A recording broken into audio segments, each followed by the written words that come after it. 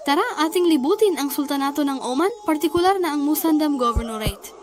Ang Musandam Governorate ay matatagpuan sa dulong hilaga ng sultanato at tinatanaw ang kipot ng Hormuz. Ito ang nagsisilbing pasukan na nagdurugtong sa golpo sa mga bukas na dagat ng Dagat Oman at Karagatang Indiano. Ang lalawigan ay nailalarawan sa pamamagitan ng masiglang arkitektura nito.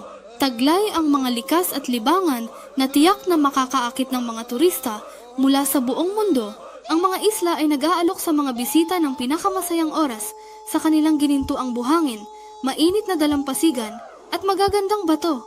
Hindi pa kasama rito ang paggalugad sa pambihirang kalikasan ng mga halaman, ibon at isdang korales na halos natatangi sa mga isla ng Musandam Governorate.